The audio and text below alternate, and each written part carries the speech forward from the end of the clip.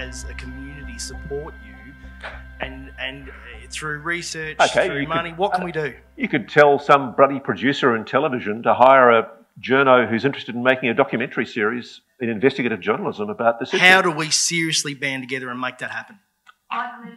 Just write a letter.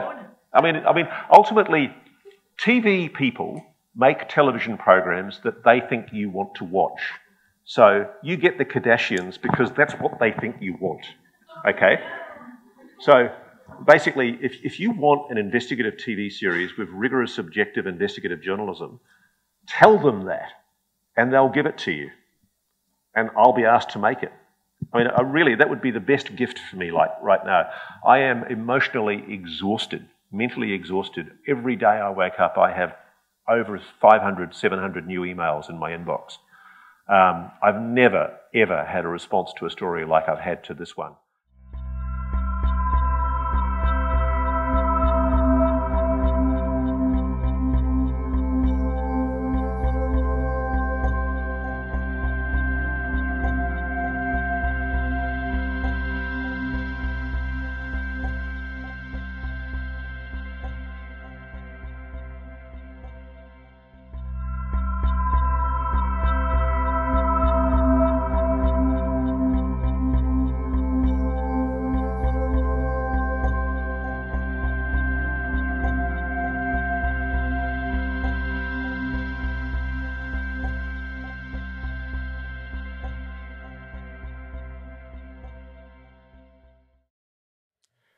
Where to start?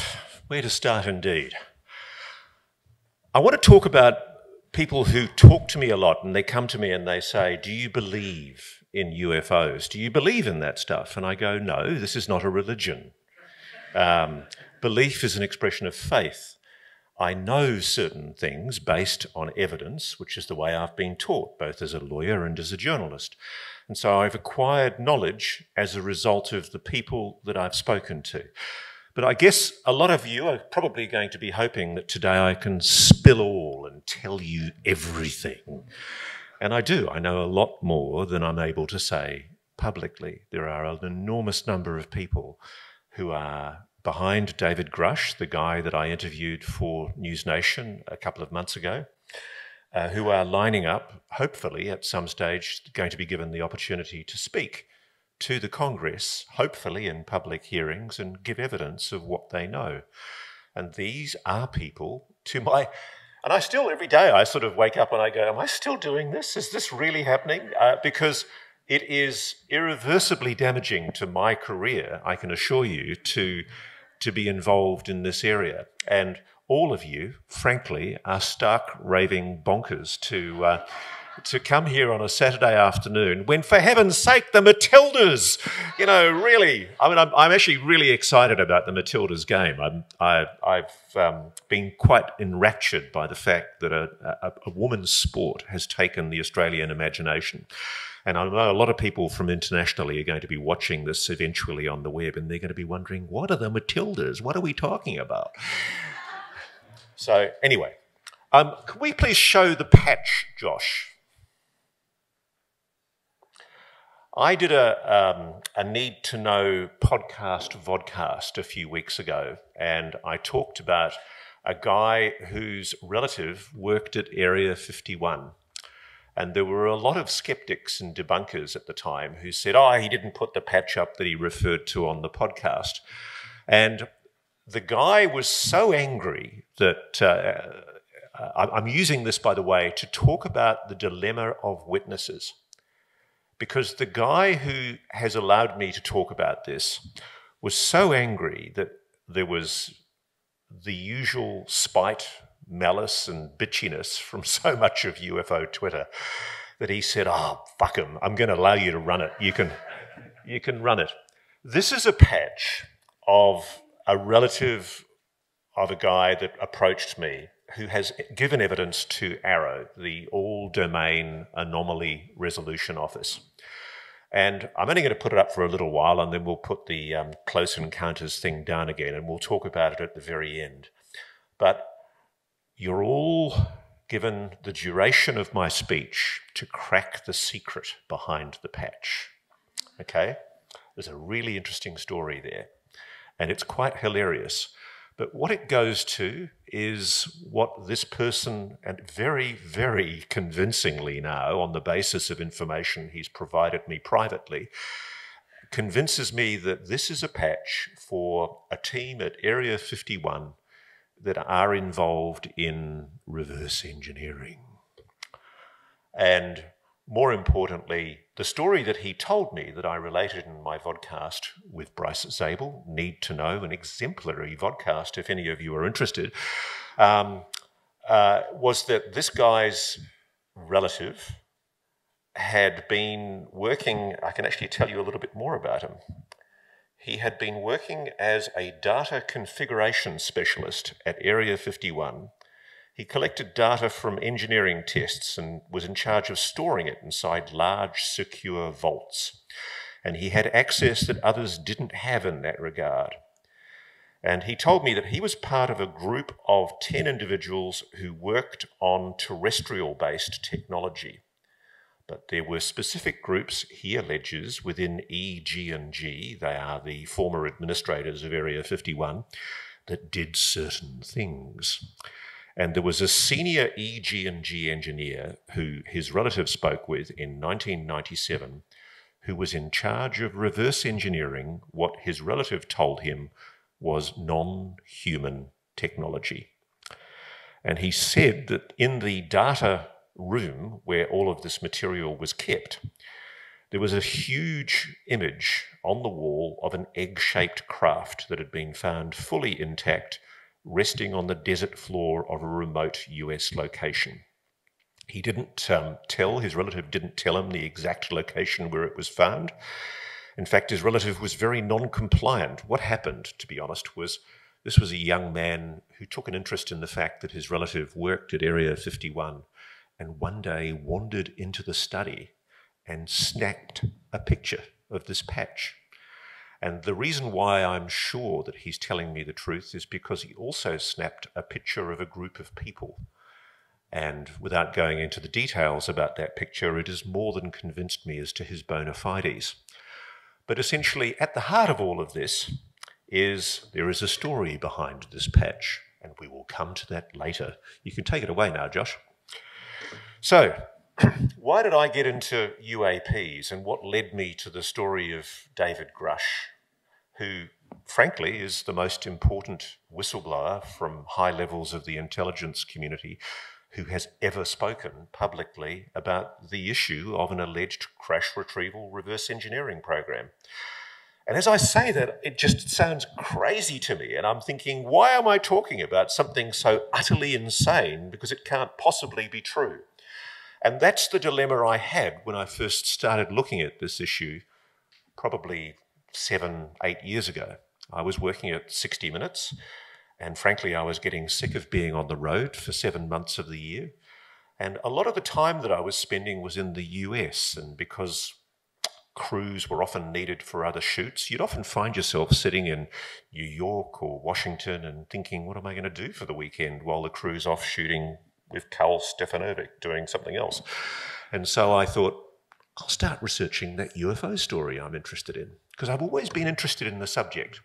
As a young man, when I lived in New Zealand in 1989, there was the Kaikoura UFO incident where there'd been a strange series of lights that were seen over the South Island, and there was an Argosy cargo aircraft that was a freighter delivering the newspapers from Christchurch to Blenheim.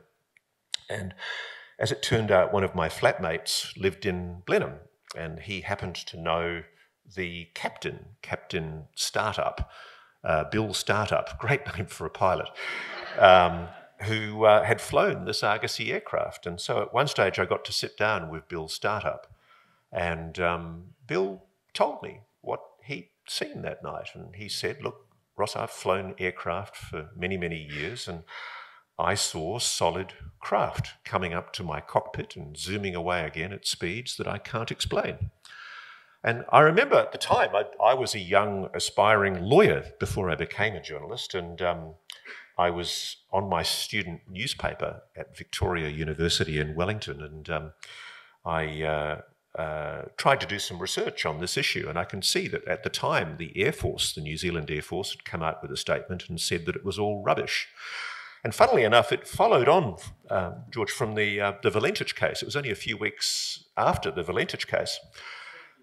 Yeah, and actually, so you're right. Actually, it was, but the Valentich case was still very much in public awareness. And the thing that really fascinated me was the RNZAF, the New Zealand Air Force, had quickly shut the whole thing down and basically said that it was rubbish. And so my journalist's instincts were twigged because I'd spoken directly by complete chance to the pilot, Bill Startup. He was telling me one story, and here was I reading the news clippings at the time. And so eventually I got a job working for the New Zealand Herald newspaper, and one of the jobs for the cub reporters every year on the New Zealand Herald newspaper was to drive up to a place called, I think it was Tanaki, I can't remember. Piggy Muldoon, the former Prime Minister of New Zealand, was retired, but he lived up at this beach house way up in the north of New Zealand, north of Auckland. And it was kind of a cushy gig every year. You'd go and talk to Piggy Muldoon to get his wisdom for a Christmas feature. And while I was there, I asked Piggy Muldoon, the Prime Minister X, about the whole Kaikoura story, because he was the Prime Minister at the time. And it was quite clear to me that he was uncomfortable talking about it. And he did at one stage make a reference to the Americans being very interested in dampening down interest in this subject. And I have to say that twigged my journalistic curiosity. And so the theme of my research very much has been, I don't believe in the subject of UFOs, UAPs. I've acquired knowledge based on evidence. And the reason I called my book Need to Know, I called my vodcast Need to Know, but I called my book In Plain Sight. And the reason why I called it In Plain Sight is because it struck me, the more I researched, as Irene said, the evidence was there to see. And I was really struck about the dissonance, the cognitive dissonance as a journalist, the fact that when I was first introduced to newspapers and sitting as a cub reporter in the newsroom, I was always kind of interested in UFO stories. But as a journo, you were taught to mock them and to laugh at them and ridicule them. And to be honest with you, it hasn't sat well with me through my career, because when I was on Four Corners, I was an investigative reporter on Four Corners at the ABC for 4 years, and I was doing a story about young pilots who were unfortunately having awful accidents with the Australian Air Force because they weren't getting enough flying hours. And so the Air Force was determined to show that what good chaps they were, and they were flying us around Australia, showing us all the work that they were doing to train their pilots. But in the course of my conversations with very senior people in the Air Force, again, this cognitive dissonance occurred. Officially, the Air Force was declaiming interest in UFOs, UAPs. But unofficially, when I was having a drink in the bar with very senior officers in the Air Force, very senior officers, one of them actually said to me, why don't you chaps do stories about UFOs? And I said, well, they're bullshit, it's rubbish. No, they're not. And then in the course of an evening in a bar in an officer's mess, in an Air Force officer's mess, there were pilots being summonsed over by this senior officer. And he'd go, tell Coulthart that thing you saw. And he'd go, you sure, boss? And he'd go, yes, tell him. So these pilots basically told me about things that they were seeing. I remember one of them was a reconnaissance pilot in the Indian Ocean in a P-3 Orion.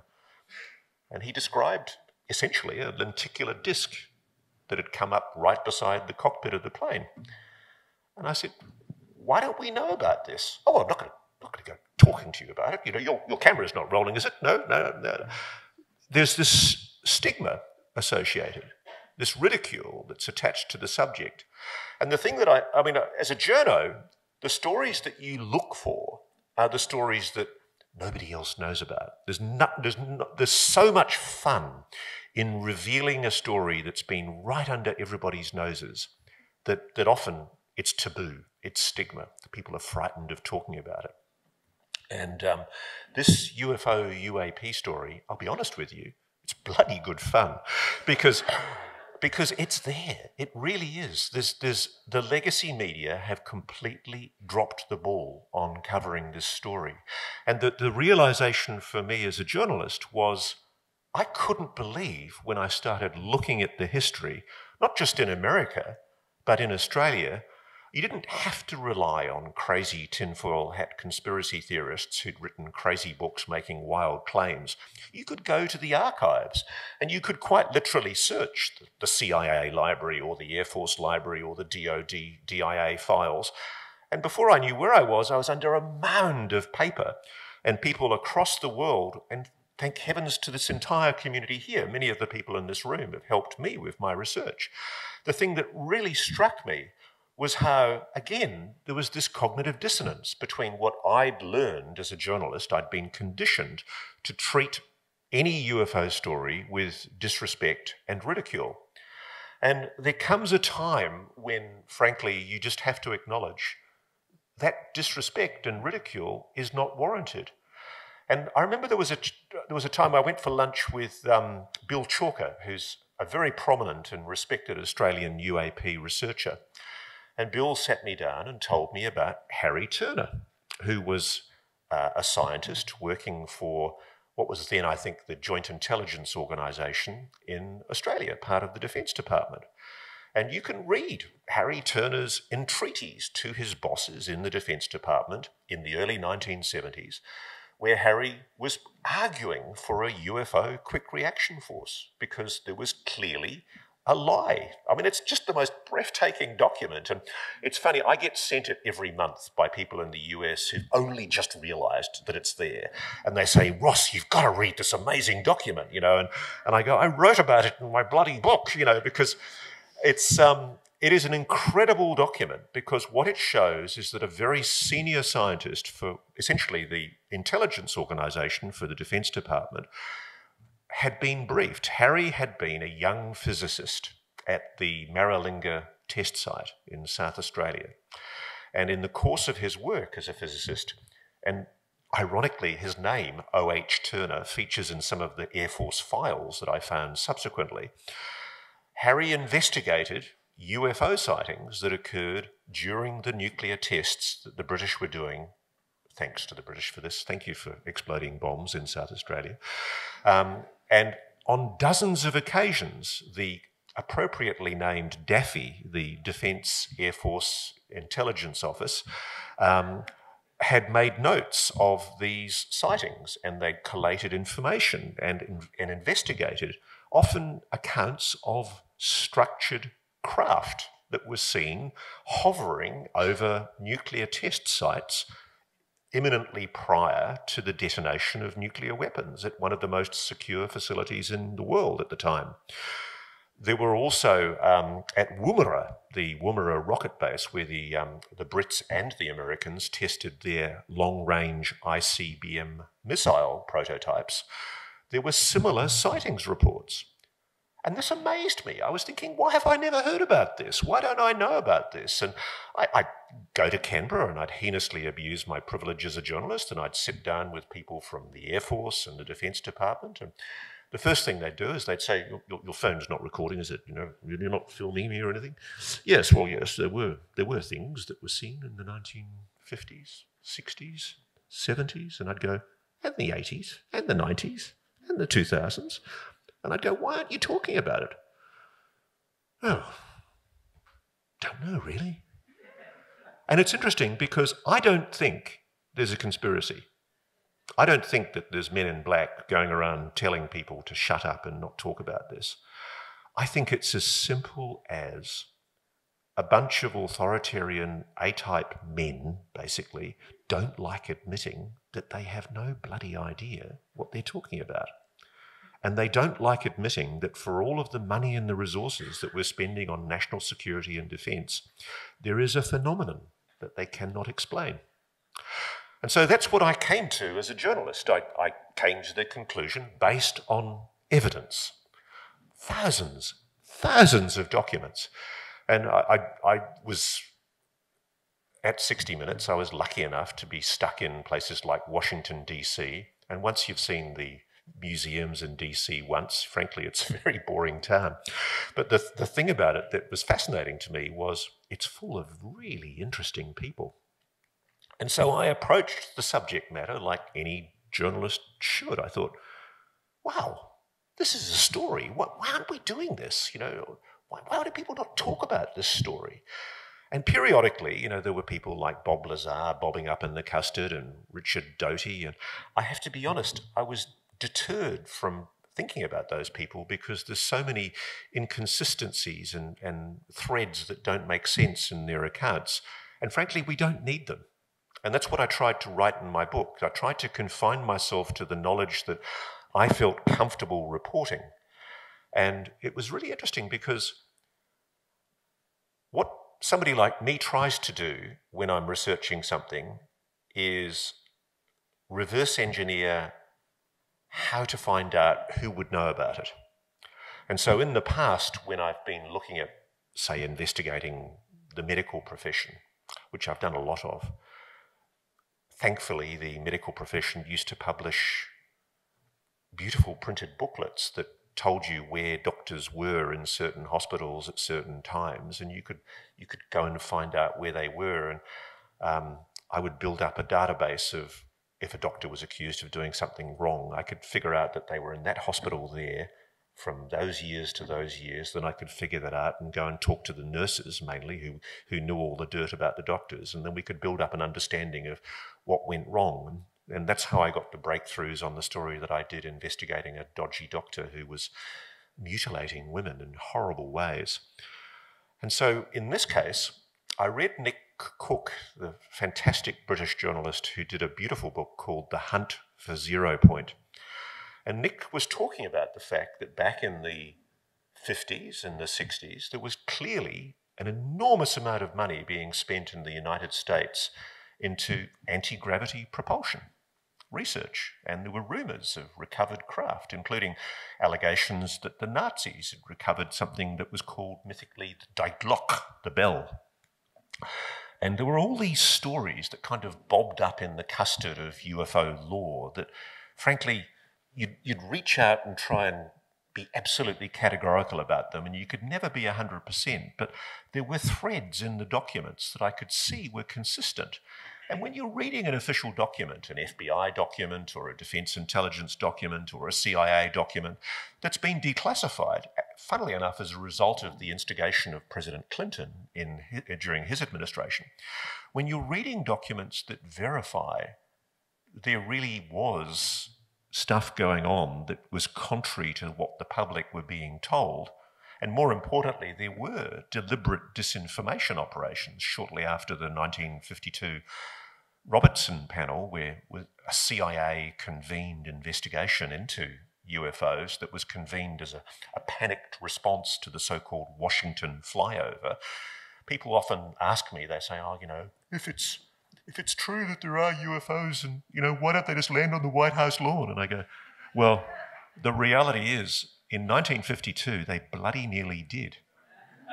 I mean, it's an amazing incident, and I'm fascinated with that incident. I think it's one of the most under-acknowledged incidents in US history, because literally on 2 weekends in a row, fighter jets were scrambled to deploy against solid objects that were recorded on multiple radar screens, doing hugely anomalous things, literally jumping across a radar screen in a second, tens of thousands of miles an hour, never explained, and indubitably covered up. Somebody stepped in and covered it up. And this was the other thing that I was finding. As a journalist, nothing annoys you more than seeing that there's been quite deliberate official intervention to stop something from being investigated or revealed. And I was really struck how much in the official correspondence there was evidence to show that there had been and continues to be a cover-up. And in fact, there are documents that record how the CIA was encouraging the Robertson panel at the time to ridicule and use stigma to stop the public being interested in UFO reports. And I'm thinking, again, why don't we know this stuff? Why isn't this being reported? Why isn't media rattling the cage about this? And I'd ask my colleagues, and there'd be this kind of nervous titter. And they go, oh, Roscoe, you know. And a couple of times I've come back to my desk and I've found little tinfoil hats on my desk. You know. And it's interesting because I can't explain the degree of ridicule and stigma that has been directed against this subject in the weight and the preponderance of evidence that I've come across.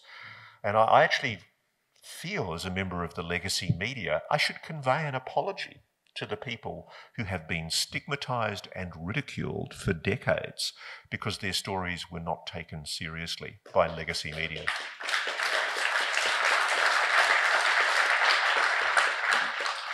And I think there's soon to be a reckoning. I really do. I think we're on the cusp of a change. I mean, I had an email last night from a very, very good friend of mine who's a very, very solid journalist. And I kind of braced myself as I picked my phone up and I saw it was from him, and I was thinking, oh, yeah, this is going to be one of these tinfoil hat crazies. Oh, you're off on your usual UFO jaunt. And he said to me, Roscoe, just want to say, oath, mate. Amazing, you know. And because there has. I mean, there's been an enormous amount of coverage since the Grush interview. And despite the earnest, zealous and puerile attempts of the US intelligence community to try and denigrate Mr. Grush, it has blown up in their faces mightily this week.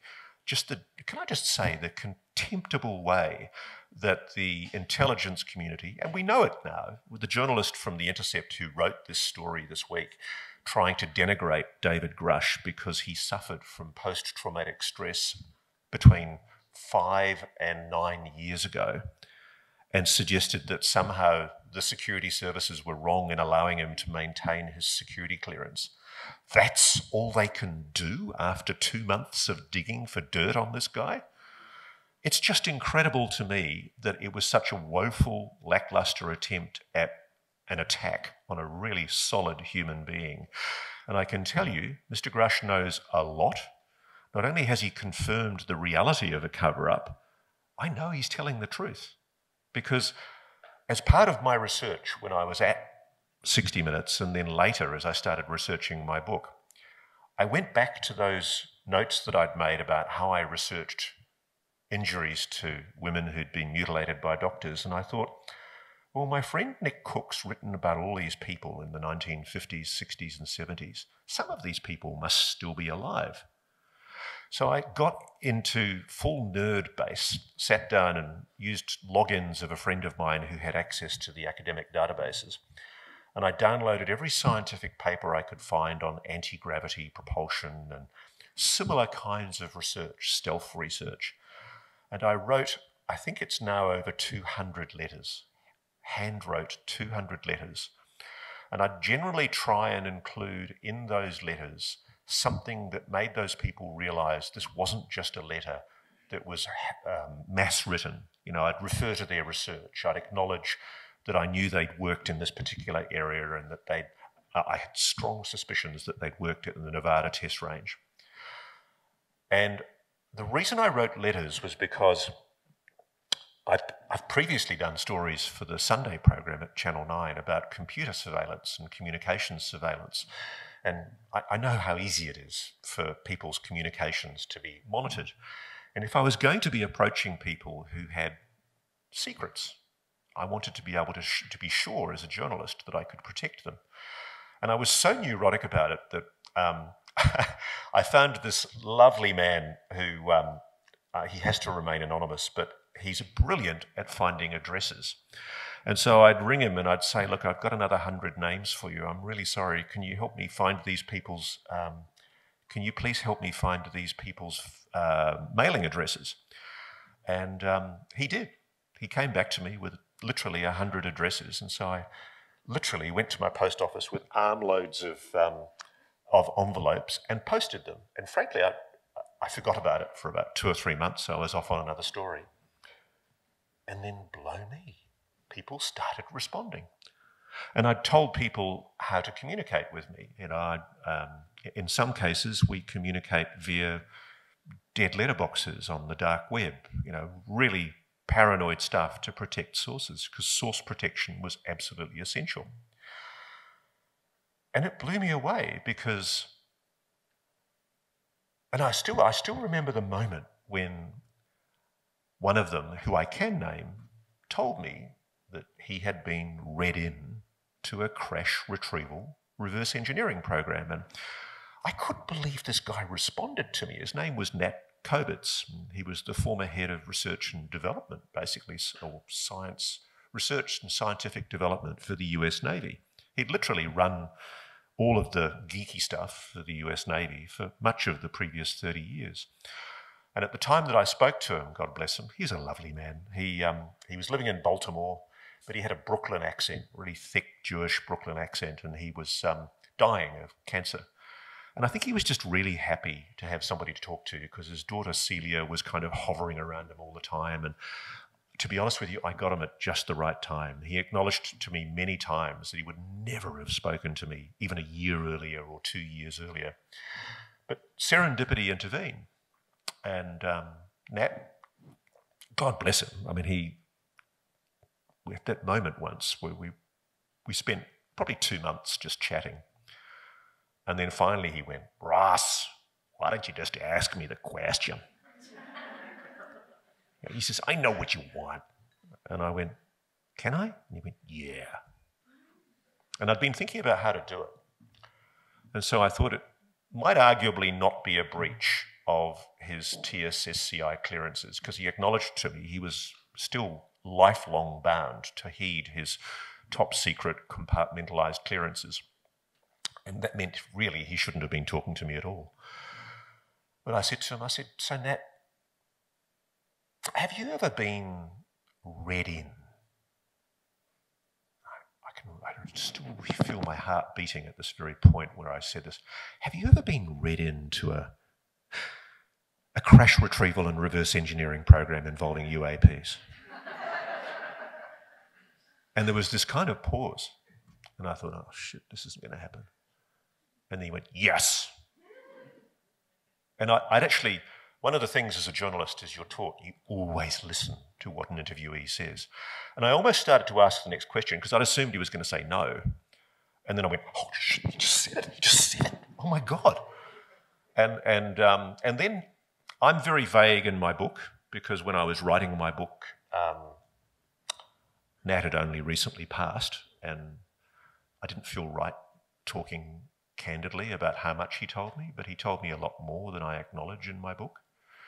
And he basically told me that he was read into a reverse engineering crash retrieval program where the United States had recovered multiple alien, non-human spacecraft. And I remember I sat down that night and I told my wife, I said, you're not going to believe what I just got today. And she went, "Yes, darling." I have to admit, she did think that what I was doing was slightly nuts, and she was a little bit worried, and probably still is a little bit worried that I'm... But what happened was Nat started introducing me to people, and the guy had a contact book from Central Casting. It was amazing. And so when I next went to the United States for a story, I'd take an extra couple of days and just literally go and knock on doors in different parts of rural Virginia and Washington, and there'd be these elderly, most often gentlemen, and they'd usher me in, and Nat had cleared the way for them to speak to me. And that was how I found myself speaking to people who were either immediately recent members of the legacy crash retrieval reverse engineering program, or still serving in some cases. And then there was another section of people who knew that they'd worked with an advanced piece of technology, but the way it works with compartmentalisation, secrecy, they weren't told what it was. They were just told, "Here's something, don't ask too many questions, how was it made?" And then when they look at it, they go, "Oh, wow, this is not something we've ever made on this planet." And I lost count of the number of times people would tell me that they'd held, touched objects, and yes, craft that were not constructed on this planet. And I still, as I'm saying this, I do want to preface with these reservations, which is that I still think it's possible that this is, in the remotest possibility, some kind of massive disinformation program. You know, maybe Nat conspired with the US intelligence community to feed this information to me. You know, I have to concede there is that remote possibility. But the real turning point for me, frankly, was when somebody in the program told me, look, there's this guy called Grush you should try and find. And I went, who's he? And initially they told me his name was Grush, which just, you know, I mean, how do you spell it, for God's sake? It took me weeks. And finally I found out that there was a guy called David Grush who had been, for several years, seconded from the National Geospatial Agency and the NRO as the lead for the UAP task force, working under a guy called Jay Stratton. And that's what led me to David Grush. And I still find it hilarious as a journalist that, I mean, I take my craft very seriously, and I've copped in the last few months, particularly since I've done this story, there's a lot that can't be revealed that has been really nasty. I mean, what we're up against here is a secret that has been kept for 80 years, in fact 90 years if you go back to the Magenta 1933 incident.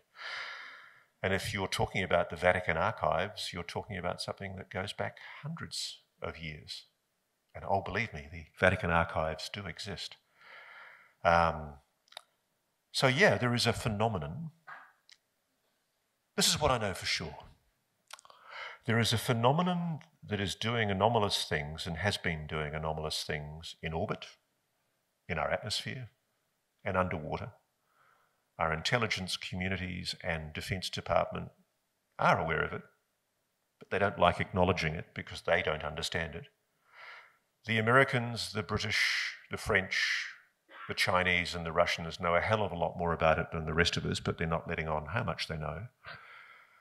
And what are the symptoms? Well, Lou Elizondo calls it the 5 observables. Lou ran the investigations that the Pentagon did for, unofficially it was called ATIP, but it was essentially part of a DIA program called ORSAP, the Advanced Aerospace Weapons something or other program.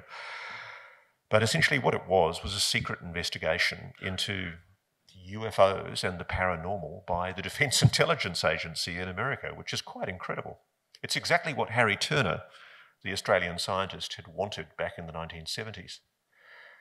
And as Harry Turner wrote, and anybody can read this if you read my book or if you just go to the National Archives and put in Harry Turner, JIO, you can read this voluminous document that he wrote back in the 1970s where he talked about the cover-up, where he basically talked about the fact that as a physicist who'd worked on the Maralinga test site, he got to know people from the American test program and the British test program who were telling him things about what their governments were involved in. And he basically had become aware of the retrieval of non-human technology.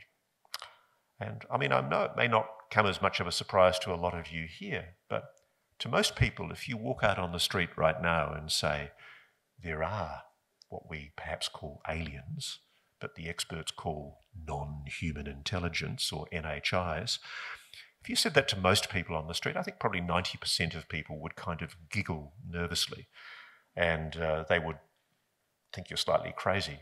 And of course we are all crazy here, aren't we? But the simple fact is I've come to the conclusion that it's a reality, that the evidence is just absolutely overwhelming that there has been a massive cover-up.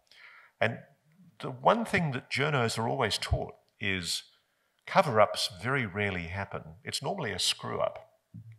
And I think the best explanation for this cover-up is that it started out pretty much as a screw-up, that during the Cold War, especially back in the 1950s, during the Washington UFO flap, the biggest press conference in US history was held immediately after the Washington flap. And the press were feverishly demanding answers. And frankly, at that time, even though the US had recovered the Roswell craft, the Aztec craft and probably other craft, or indubitably other craft, they weren't in a position to be able to say anything declarative about it. And more importantly, I'm assured by my sources, they were trying to harness those technologies for both weaponry and propulsion systems, and they still are. And that's why it's been kept secret. And so a decision was made during the Cold War that this was a national security issue, that it really did need to be kept secret, and that frankly, at any cost, this was to be kept from our potential adversaries, mainly Russia at that time, and then later on China. But I think we're now in a position, especially in the last few years, where there is I can tell you, a strong view. I mean, I regularly talk now to people at a really high level, both serving and former, in US intelligence, US defence community, who tell me that they do not think that there is any justifiable reason for keeping secret the fact that there is a non-human intelligence that has been engaging with this planet for millennia, not just the last 90 years. We are probably, I suspect, and I don't have this determinatively, so please don't go out and say that Ross Coulthart said this for sure, but I've got a hunch from tips that have been dropped to me that humans, our origins, are probably because of those NHIs. It's interesting, isn't it? And that a lot of our prehistory is better explained if you take into the account the idea that there has been an NHI presence on this planet for much of human evolution and history. And imagine what that does for religions. And this is the other reason. I mean, I've been quite struck. I had a conversation once with an Air Force, quite senior Air Force officer. The US Air Force is one of the central villains in this narrative, and an enormous number of them. It's really interesting. I got onto a very, very senior Air Force officer through an Australian fighter pilot who told me that he knew this bloke and he introduced me to him. And so the next time I was in a certain city in America, I went to see this person. I said, "Oh, can I come and see you? I've been introduced by this Australian guy who says I'm an okay guy." And the guy sat me down in his living room, and his wife was bringing us cups of coffee and cake. And he said, "It's satanic. It's demonic." And I went, "Sorry?" And that was the first thing he said. And he started talking to me about the fact that what we were talking about here was evil and that I had no business investigating it. And he was obviously deeply Christian, and I'm not mocking him for that. You know, I don't see any incompatibility between religious beliefs, Christian faith, and frankly the morality system, even though it may well be a cargo cult that was imposed upon us, but it's a useful thing. But you know, there are people at very high levels in the military who believe this stuff, and I think it has influenced the thinking of people, particularly in the US Air Force and sections of the US intelligence community. They're confronted by it. And if you talk to people like Colm Kelleher, Eric Davis, Hull Puthoff, numerous people who've investigated phenomena like the Skinwalker Ranch phenomena, the Utah farm where there's strange paranormal phenomena, the uncomfortable reality that I'm led to is that you cannot dissociate the phenomenon of UAPs from a broader phenomenon. That what we're talking about here is something that goes to human consciousness. I mean, there are two central mysteries for us as humans. I've wrestled with them all my life. One is, of course, are we alone? Are we the only intelligent species in the universe? And the other is what happens to us when we die. And the interesting thing is, my good friend Leslie Kane, who did what I think is one of the best books on UFOs, apart from In Plain Sight, she's now very much interested in consciousness studies and life after death, as is my friend Nick Cook, who wrote The Hunt for Zero Point. And frankly, so am I. I mean, I'm struck by how many people that I've spoken to from the intelligence world who tell me you can't talk about this just as an extraterrestrial phenomenon. In fact, the ET hypothesis is probably the least likely hypothesis, although I do think it's possible, if not likely, that we have been visited by sentient, intelligent beings from another planet in our galaxy. I do think that the phenomena that we're seeing most often is, as David Grush said to me in his News Nation interview, and I can tell you it sent the Pentagon into an absolute spin. He started talking about interdimensional beings, and I can tell you there's an enormous amount in that. And a lot of the people that I speak to urge me to not constrain my thinking just to technology.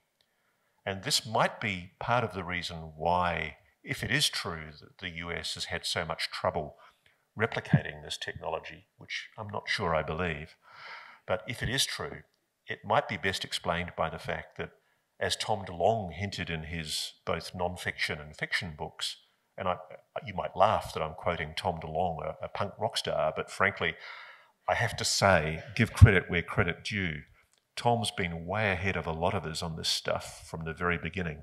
He was, as I write in my book, he was talking to John Podesta in the White House. He was talking to General Neil McCasland, former director of the Wright-Patterson Air Force Base Foreign Technology Division. He was talking to General Michael Carey from Space Command. He was talking to Robert Weiss from Lockheed Martin Skunk Heap Works.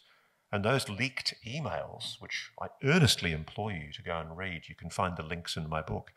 Those leaked emails show that in the run-up to the Clinton versus Trump election, there was a clear expectation that Hillary Clinton was going to win. I mean, this Trump bloke had no chance whatsoever, so it was absolutely the case that Hillary Clinton was going to be, and was planned to be, the disclosure president. I know that for a fact. She was going to disclose. And because of that imminent probability, certain individuals in the US Air Force, I believe, were selected to begin the process of discussing with the White House how to go about doing this. And of course, it all fell in a heap when a guy called Donald Trump won the election, much to everybody's surprise. But what I find amazing is that's another series of breadcrumbs. There's those breadcrumbs. The fact that, quite apart from the DIA files, the CIA files, the NSA files that show an abundance of evidence to show that, contrary to the narrative that nobody's been taking an interest in this story since 1970, since the closure of Project Blue Book, the US has been lying through its teeth. Of course it has. And so to some degree has our government. I mean, at the same time that our Chief of Air Staff, there's a colleague of mine here, Grant Levac, who's done some fantastic work trying to pry dark secrets out of the Australian Air Force about briefings they've received from the UAP task force. And the official position of the Australian Air Force is that they haven't received briefings. Well, I can tell you they have. I've spoken to somebody who was involved in doing the briefing. And at some stage, fairly soon, I'm hoping to pry the secret out of who it exactly was that they spoke to. And I'm going to confront the Australian Air Force about the fact that it is lying to the Australian public about the fact that it has received briefings from the Americans on UAPs. Now, I'm not suggesting that the Australian Air Force is involved in a dark Men in Black conspiracy there. They are, truly. They just don't like admitting that they have no bloody idea what the Americans are up to. Because we've slavishly followed them into every war since the First World War, and we kind of like to think that we're being shared intelligence, but we're not. And this is what Harry Turner warned about back in the 1970s. Harry Turner warned us, as a senior scientist with the Australian Defence Force, he warned us that we were not being told the full story by the Americans. And Bill Chalker did some fantastic work with Harry. Even after Harry retired, he kept on talking to Bill, and Harry was adamant that there'd been a cover-up, that there was a crash retrieval program, that there were recovered spacecraft. And pretty much until very recently, until David Grush sat there in the chair and told me that, he did the research as an investigator for the UAPTF, for the Pentagon, tasked by the Congress. Pretty much until that moment, it's been a maybe question.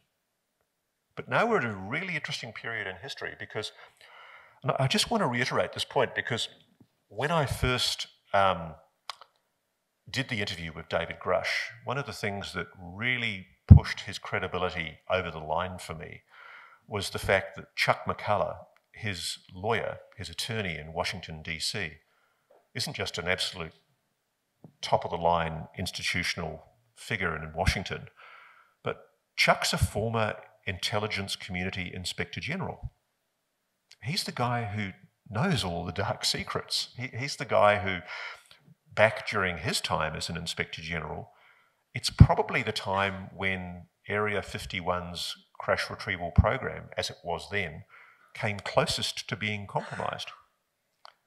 And I think for Chuck, it's been a revelation because he's realised, as David Grush realised, as numerous officials have realised, that he wasn't read into this, that Congress wasn't told.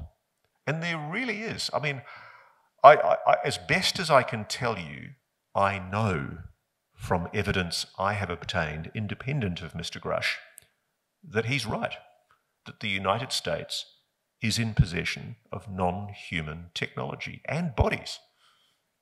And as I say that, I feel my heart skip a beat because I think, oh my God, but it is. The level of evidence is such. Even before I met David Grush, I was talking to people in the program who were telling me this. And I frankly admit, at the time when I wrote my book, I had a lot of this information, but I was looking for that degree of corroboration that pushed it over the line. I was still not happy because all of my sources were and had to be and continue to be off the record.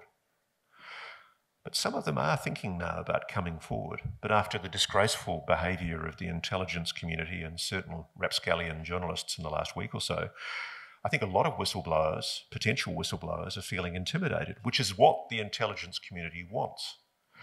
And I can tell you there is an absolute titanic battle going on right now inside the US intelligence and defence community, because a lot of people don't realise that when Chuck McCullough, Dave's attorney, took this allegation that Dave was making as a reprisal and harassment complaint, he was the UAP investigator, he interviewed 40 plus people with direct knowledge of the UAP program, the retrieval program.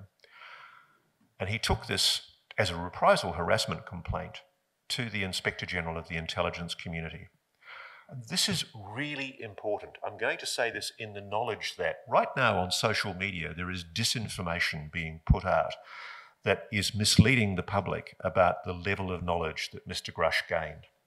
People are trying to suggest that it was just Chuck McCulloch, Grush's lawyer, who made the finding that these allegations were credible and urgent. That's not the case. The Inspector General of the intelligence community, an independent oversight body with the clearances to ask the question, called not only Mr. Grush, but multiple of the witnesses that Mr. Grush named from the legacy program.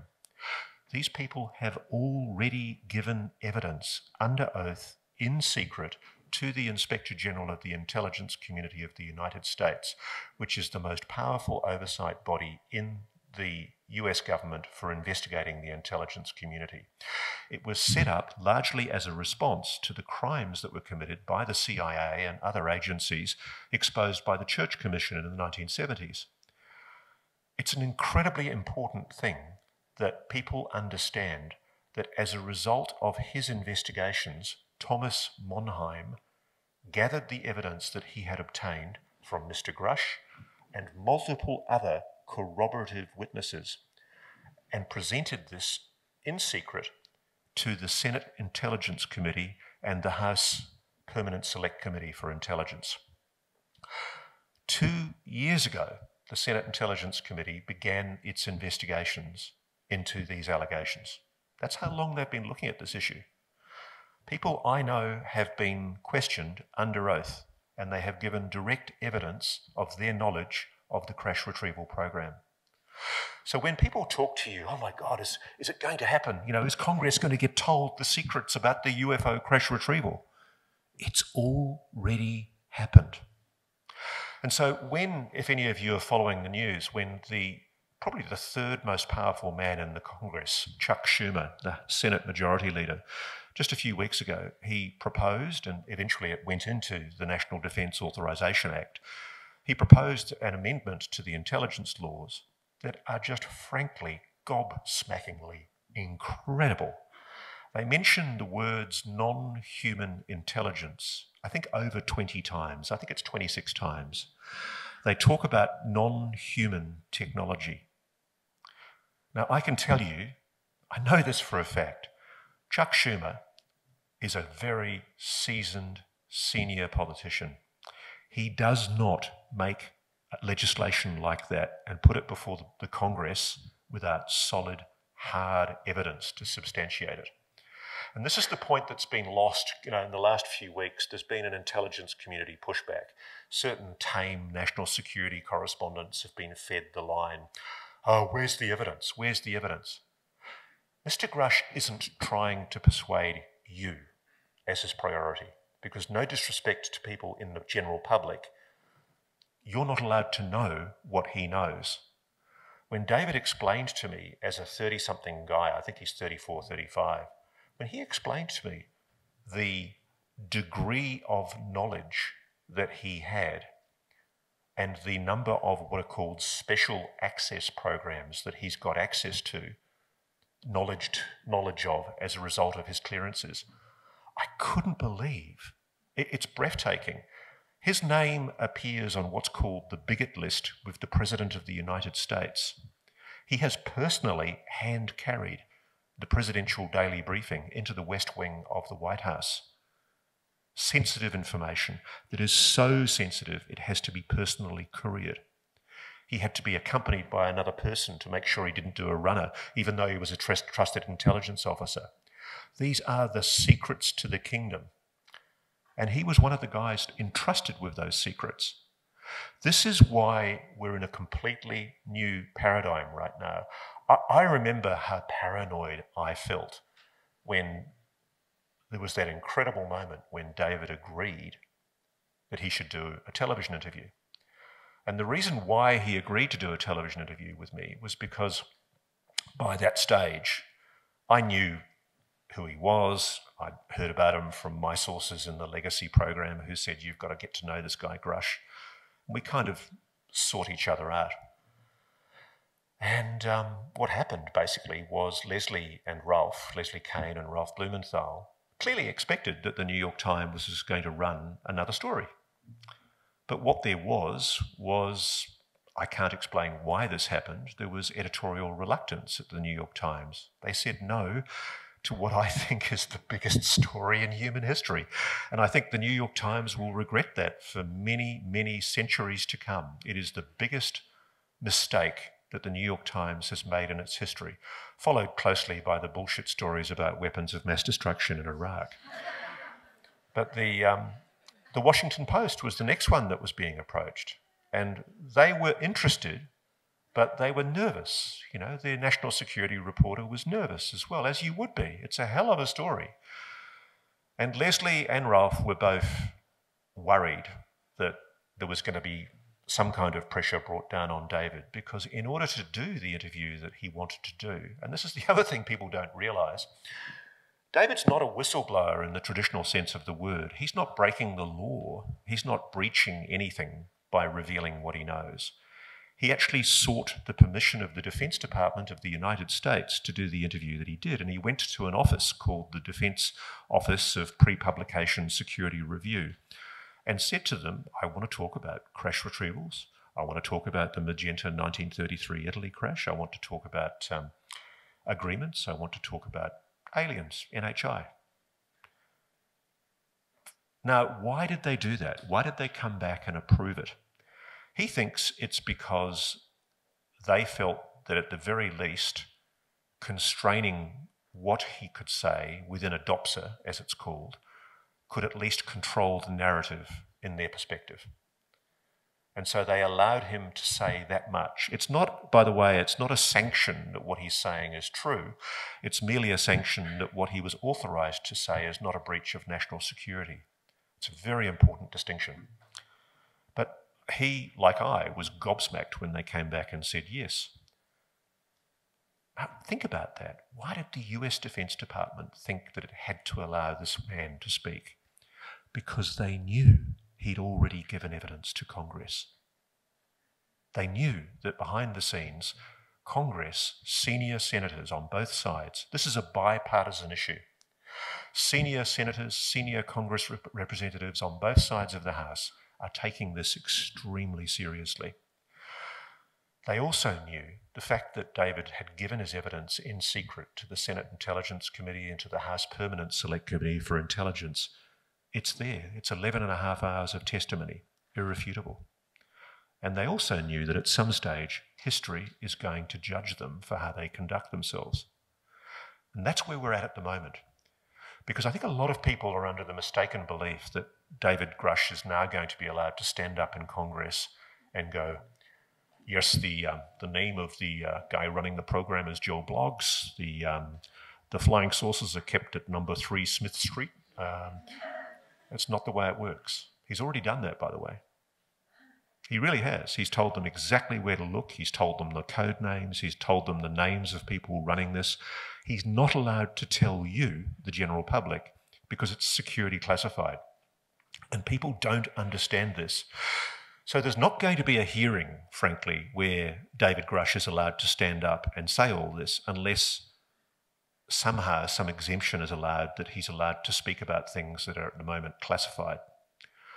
I personally think that what should be allowed to happen is that the Inspector General of the Intelligence Community, Thomas Monheim, should be allowed to be called under oath and asked the following questions.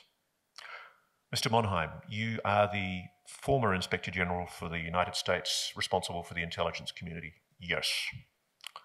You're aware of the obligations for any special access programs to be properly reported to Congress, and that was your role as the statutory official responsible for regulating congressional oversight. Yes.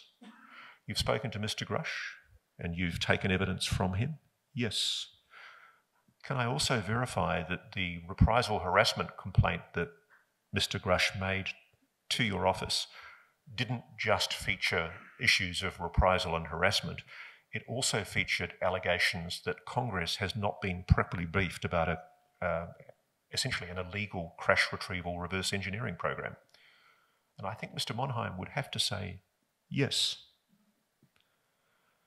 And at that point, I think people will start taking this seriously.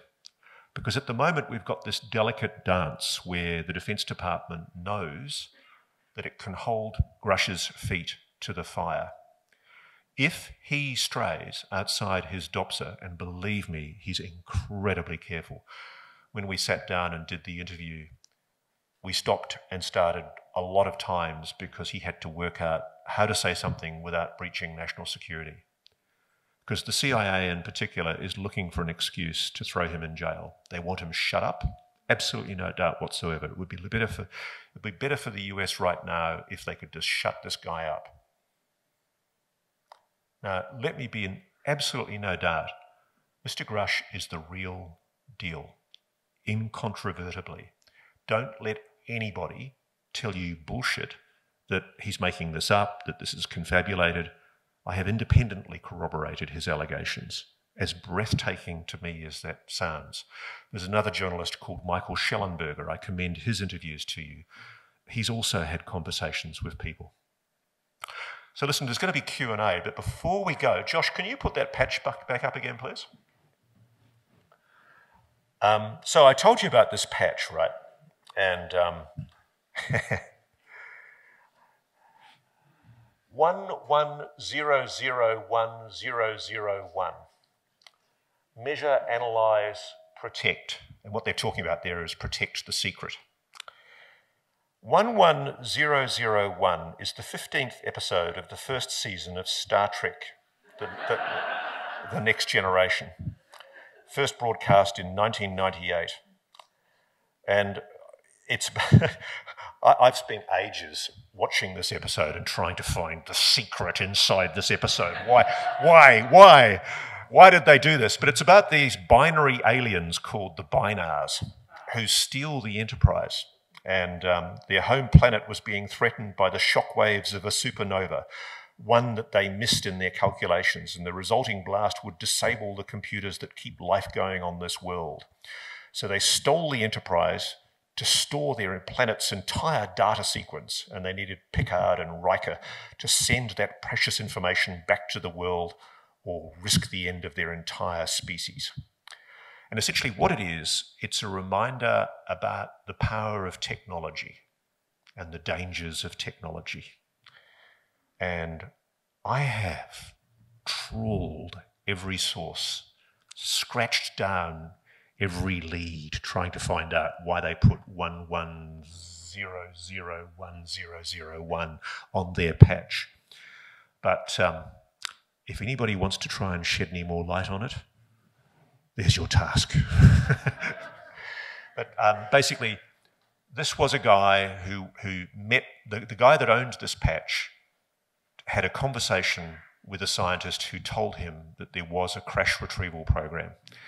But at risk of, and this is going to send incendiary shockwaves, I can tell you, through the UFO industry, because the other thing that this guy asked me to say, these are not my conclusions, but I can tell you that this is information that came from somebody who had direct conversations with somebody with direct knowledge of what was then a crash retrieval program involving non-human technology at Area 51. And he said that his relative never went public because he wanted to live out a quiet and peaceful retirement. He said Bob Lazar did work at Area 51, but only for a very brief amount of time, and didn't know as much as he states publicly about how the craft functioned. Most of it is fabricated nonsense. Now, this is not my view. Please don't attack me. They could never figure out how the craft worked, nor could they even open it. S4 is only a group of radio communication equipment on top of Papoose Mountain. There are no hangars built into the base of the mountain housing 9 sources, as Lazar claims. My source said he admires George Knapp, and he's mostly on the right track except for Bob Lazar. Sorry, George. There was no way he could have smuggled the close-up, crystal-clear photograph of the egg-shaped craft out of Area 51.